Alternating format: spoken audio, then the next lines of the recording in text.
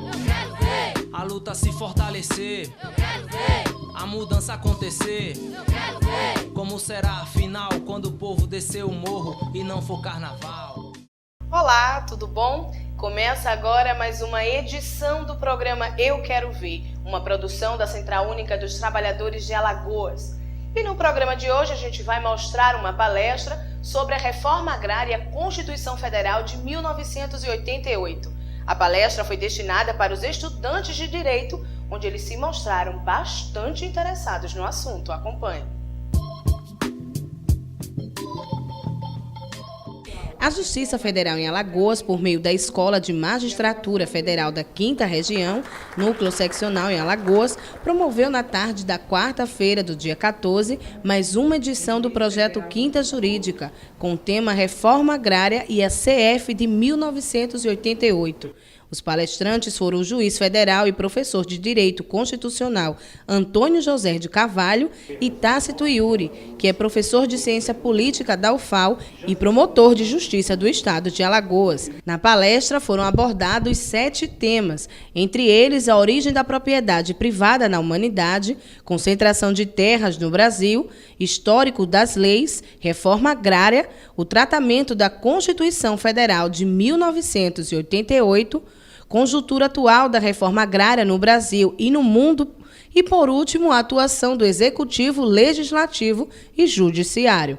Hoje um debate sobre a Constituição Federal e sobre a reforma agrária no nosso país, as formas como se organizou a concentração de terras no nosso país até chegarmos ao advento da Constituição Federal, o tratamento que a Constituição Federal faz em relação à reforma agrária e as perspectivas. Primeiro, apontar se o Brasil finalizou ou não o processo de reforma agrária e por fim, destacando a atuação do Poder Judiciário, como o Poder Judiciário vem atuando e como o Poder Judiciário no país pode atuar de forma decisiva para finalizar o processo de reforma agrária. Com certeza, o problema de reforma agrária não é bem um problema do pessoal da reforma agrária, do movimento sem terra, dos trabalhadores, enfim, é um problema de toda a sociedade, de forma direta ou indireta, todos nós somos atingidos.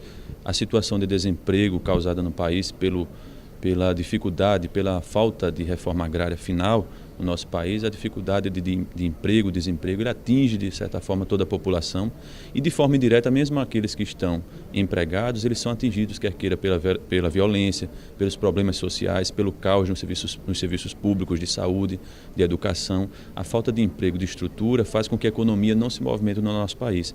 De certa forma o debate vem fomentar cientificamente, tecnicamente falando, a necessidade de reforma agrária, enfim, como o aparato jurisdicional pode funcionar em favor desse processo. Na verdade, como é que você se sente atingido por esse problema? Só quando sem terra ocupa a estrada e você não pode chegar, não pode ter acesso ao canto. O direito de vir, isso é um absurdo, eles fecharam a estrada. Eu não posso, é um absurdo. O termo consagrado no governo Fernando Henrique Cardoso, que intitulou esses movimentos de vândalos, o vandalismo, caracterização do movimento sem terra. Os estudantes se mostraram bastante interessados no assunto. Ao todo, foram 111 inscritos. De acordo com os estudantes, palestras como essa têm grande valor para eles, que serão futuros advogados. Bom, nos dias atuais nós temos, digamos que, uma certa dificuldade nas faculdades em relação a um total aprendizado. Logo, o aluno ele deve buscar, no âmbito externo da faculdade, um melhor desenvolvimento, um melhor aprendizado. Nas instituições de ensino, nós aprendemos o básico. Logo, o aluno ele deve ir atrás de palestras, de estágios, de tribunais, justiça itinerante, conciliações, buscar, digamos, uma prática do que nós aprendemos nas faculdades, para assim realmente se tornar um profissional.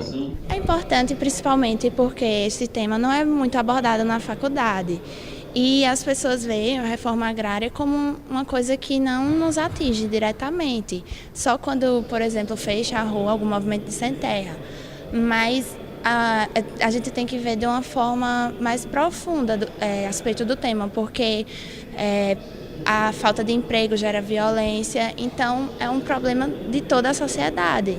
Então, e na faculdade a gente não, pelo menos na minha experiência, eu não vi muito a respeito disso.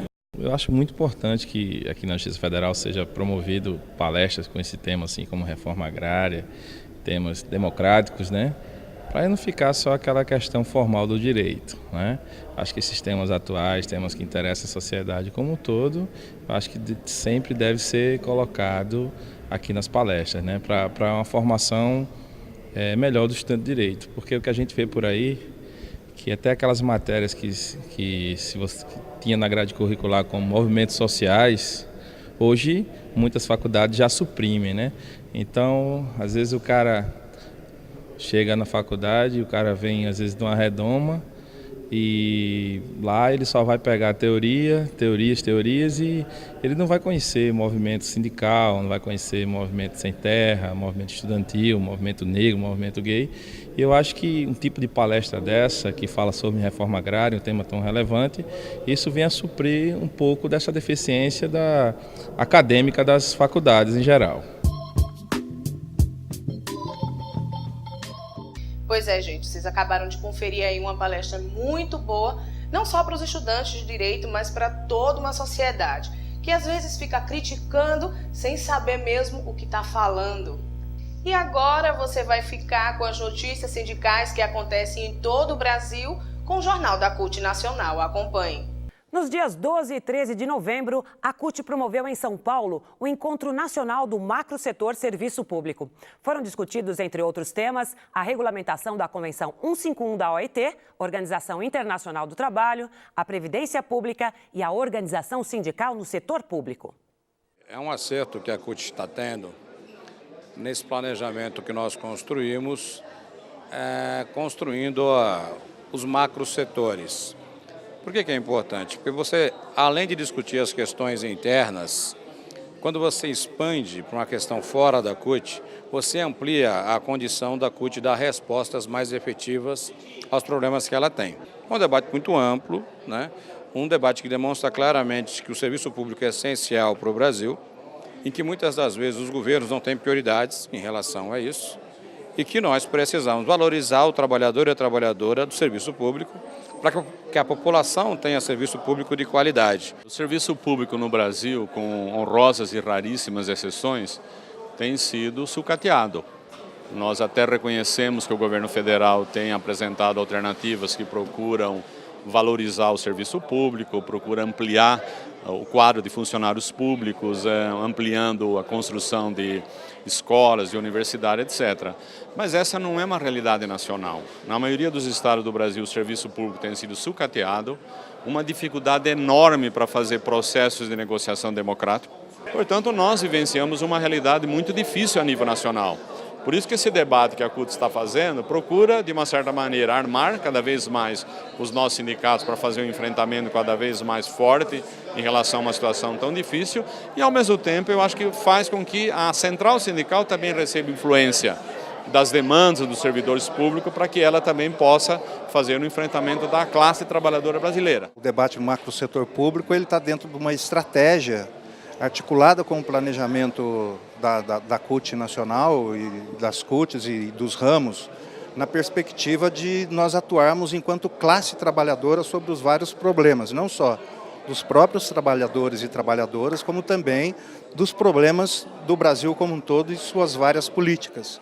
Esse debate é um debate muito importante, este ano principalmente, onde nós tivemos aí um exemplo de várias greves de grande porte, né, e de forte conteúdo aí de repressão, aspas, né, por parte, no sentido assim, do ataque aos direitos com essa questão do decreto 777 que proíbe a questão da greve, no sentido de que aqueles servidores federais que estavam de greve poderiam ser substituídos por servidores estaduais e municipais.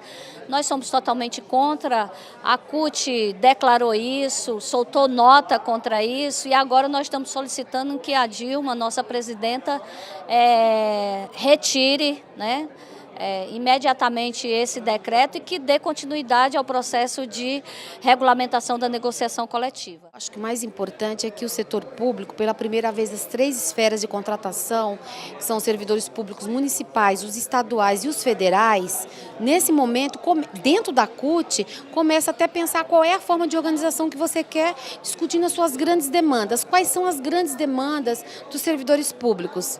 Negociação coletiva, que é a regulamentação da Convenção 151, e obviamente não dá para vir a negociação coletiva sem discutir a questão dos conflitos, que é a regulamentação do direito de greve. Esse processo de debate dos macrosetores, eu acredito que é um processo fundamental para a gente avançar na nossa concepção, na identificação dos maiores problemas que a gente tem, e dentro do serviço público não são poucos, porque a própria questão de concepção do Estado que a gente quer, do tipo de serviço público que a gente quer, está em xeque, está em debate. Identificar quais os desafios centrais que estão colocados hoje para a organização dos trabalhadores do serviço público, né, de todas as esferas dentro da Central Única dos Trabalhadores, e de como se otimizar essas agendas, né, principalmente na perspectiva da gente uniformizar as agendas de todas as esferas. O setor público é muito grande, nós temos esferas estadual, municipal, federal, poder executivo, poder legislativo, poder judiciário. E um dos objetivos do seminário é justamente identificar e uniformizar essas agendas que, dentro de uma perspectiva do fortalecimento da visão classista do servidor público do Brasil. O encontro definiu as estratégias de ações para o movimento sindical no próximo período.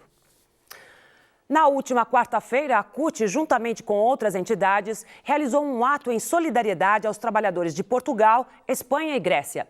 A insatisfação com a recessão provocada pela crise econômica e a austeridade dos governos em sacrificar trabalhadores deflagrou uma greve geral, paralisando os 3 países por 24 horas na semana passada. A crise que atingiu a Europa já faz alguns anos tem provocado aquilo que para nós é inaceitável, que é o desemprego em massa. Para que se tenha uma ideia, na Grécia nós temos 55% de jovens desempregados e na Espanha 52%.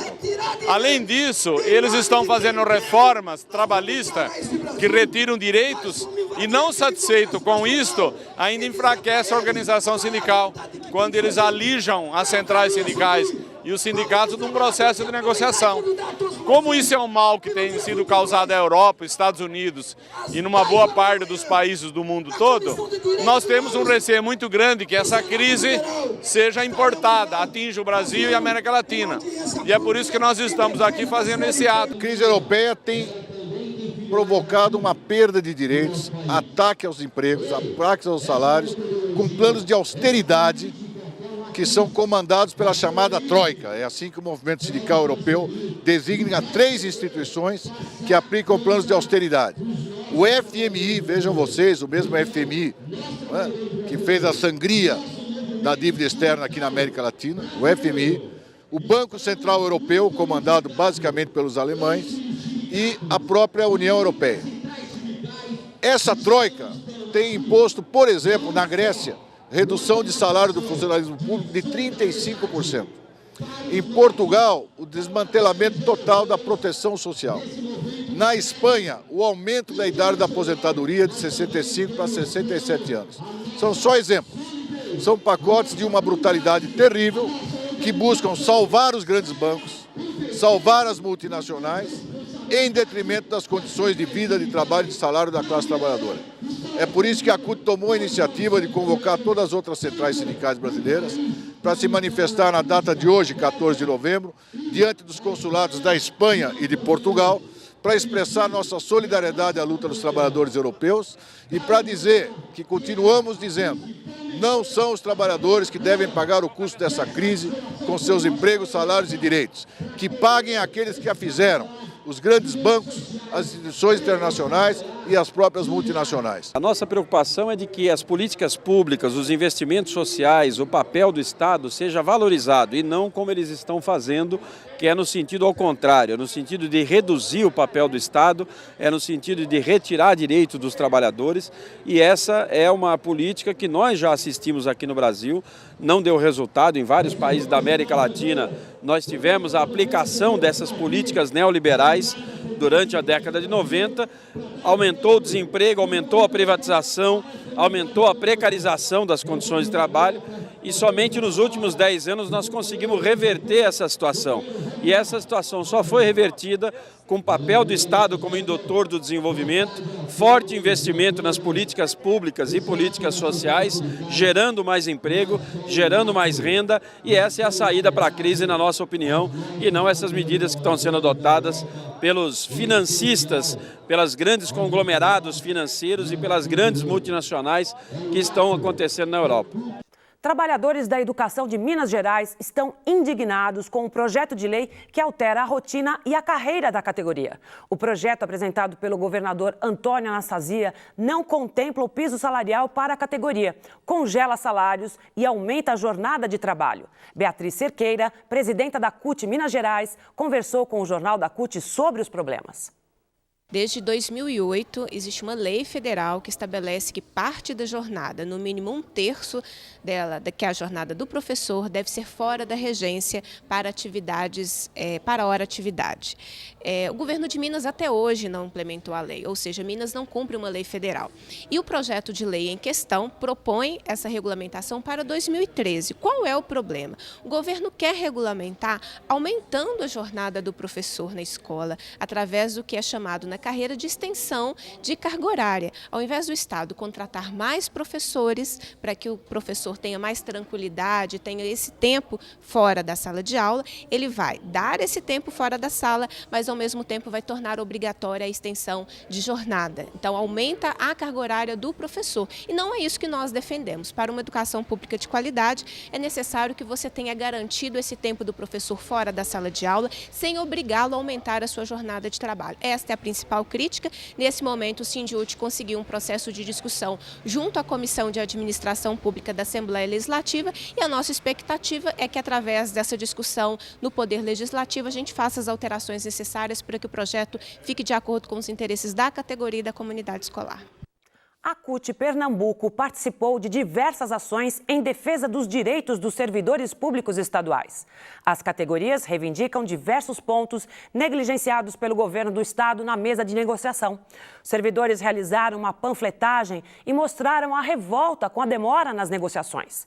A CUT Pernambuco marcou presença no ato, cobrando do governo do estado o reajuste para os servidores e melhores condições de trabalho.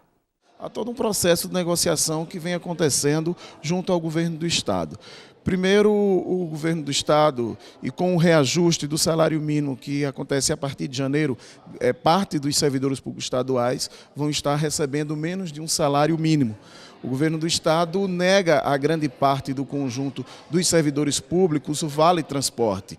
O vale alimentação, refeição, por exemplo, há mais de 3 anos que é apenas no valor de R$ 7,00. As diárias dos motoristas, por exemplo, não cobrem as suas despesas de custo. E tem deixado claro, pelo processo de negociação do governo do estado de Pernambuco, que ele tem um objetivo claro de enfraquecer o movimento sindical através de ações e também negligenciando algumas questões relacionadas aos servidores públicos estaduais. A CUT tem participado ativamente desse processo, com o povo na rua, mobilizando o conjunto dos servidores públicos, o conjunto dos trabalhadores, que nós vamos fazer esse enfrentamento junto ao governo do estado. No dia 4 de maio, portanto há 6 meses, nós entregamos a pauta de reivindicação do Fórum dos Servidores Estaduais, que é coordenado pela CUT. E no dia 1º de junho, um mês depois, seria a nossa data base. A nossa pauta de reivindicação tem questões que remontam ao 1º de junho passado e questões que são previstas para 1º de janeiro de 2013. Durante esses 5 meses passada a nossa data base, o governo não deu respostas ao movimento e ao Fórum dos Servidores Estaduais. Dentre essas respostas que nós queremos criar 3 pisos salariais, um piso de um piso de R$ 715 para os servidores de nível elementar, um piso de R$ 893 para os servidores de nível médio e um piso de R$ 1.621 para os servidores de nível superior. Isso para uma carga horária de 30 horas semanais. Vale salientar que em Pernambuco a previsão é de que a partir de 1º de janeiro, 3.000 servidores estaduais precisem receber abono para que sua remuneração bruta atinja o valor do salário mínimo. preocupado com isso, a gente pede esse piso a partir de 1º de janeiro. E o Jornal da CUT fica por aqui. Até a nossa próxima edição. E termina agora mais uma edição do programa Eu Quero Ver. Mas se você deseja acompanhar e rever as nossas matérias, acesse o nosso blog que vai aí na sua tela. euquerovercut.blogspot.com. O nosso Facebook é programa Eu Quero Ver. E se você deseja enviar críticas e sugestões, manda para o nosso e-mail euquerovercut@gmail.com. A todos, muito obrigada pela companhia e amanhã a gente se encontra. A luta se fortalecer, eu quero ver. A mudança acontecer, eu quero ver. Como será afinal quando o povo descer o morro e não for carnaval?